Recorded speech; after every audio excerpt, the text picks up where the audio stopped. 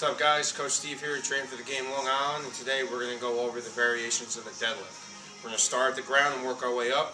The first one we're going to do is called the straight leg deadlift or the hip hinge. This is the simplest variation, something you can give beginner clients or very young kids. So we're going to start at the wall here. You're going to come over to the wall. Hands, I like to put my hands where my hip flexors are. You can put them where your hip flexors are, put them on top of your head, whichever. Feet within your hips. And what you're going to do is you're going to push your butt back to the wall, keeping your chest up and your back straight. Then you're going to come up, squeeze the butt at the top, just like this. Once your client's able to do it by touching the walls a couple times, you have them take a couple steps away, tell them reach for the wall, keep on your feet, show your chest to the ground. Back up, just like that. Good.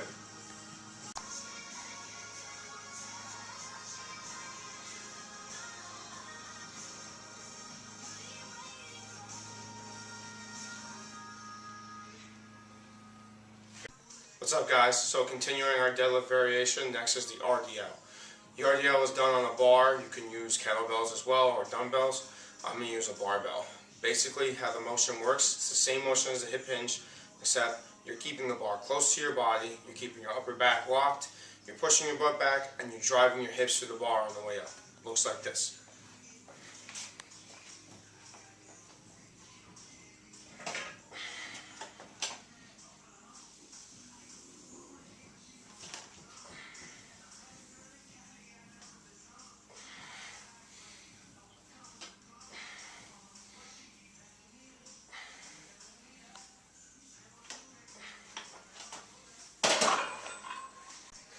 What's up guys?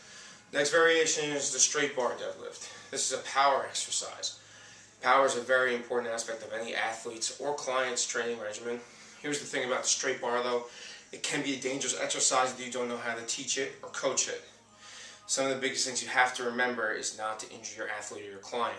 If it seems that the client or athlete is unable to perform this exercise, your always can go down to either the Sumo or the trap bar. Some of the cues for this are hips up in the air, legs, shins especially straight, keep the bar close to your body, and you want to keep your upper back locked and your lower back neutral. So, it's going to look like this. I'm just going to do a couple of reps just so you can see how it's done.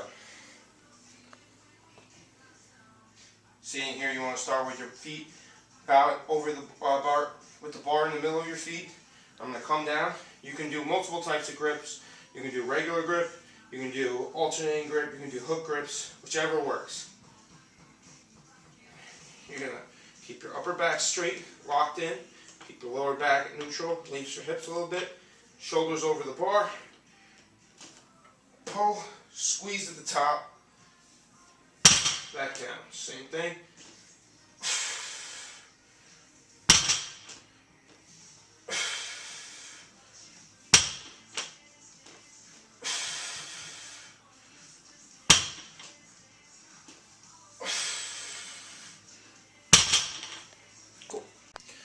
What's up guys, the next variation I'm going to teach you is the Sumo deadlift. The Sumo deadlift is an interesting variation.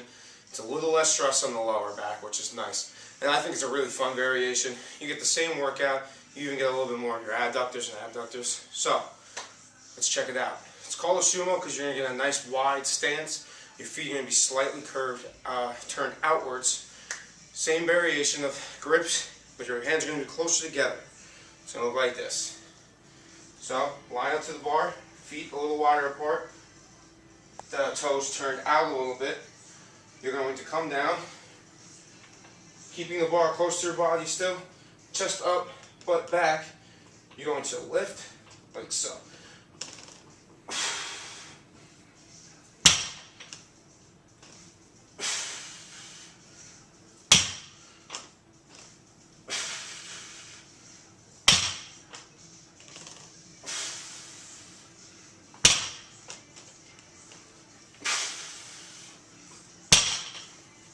What's up guys? The last variation I'm going to show you today is the trap bar deadlift. So, the trap bar is the easiest variation of these deadlifts. It's the safest variation. It's the easiest to teach. So if you're working in big groups of athletes, this is your best bet. The best thing about the trap bar as well is that it focuses your quads as well as your glutes and your hamstrings.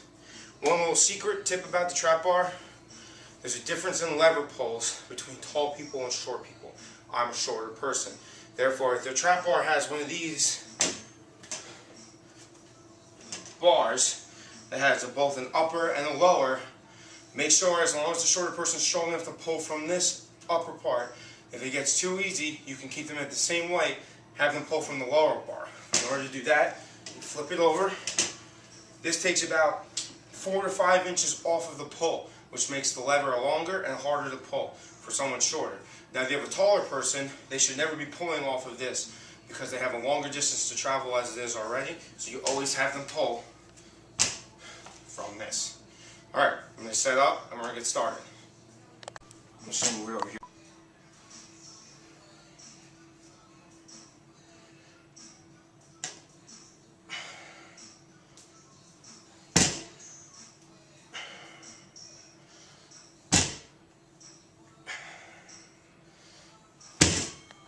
What's up, guys? Alright, quick recap. So, the deadlift is a power exercise, which is extremely important for any athlete. It's also a functional exercise for any client. The variations we went over: straight leg or hip hinge, RDL, straight bar, sumo, and trap bar. These are all great variations, some harder than others, some easier than others. It's up to you as a trainer to judge what your client needs based on their skill level, training age, and strength. Other words, that's it. I'm Steve here at Train for the Game Long Island. I hope you enjoyed this video. Thanks.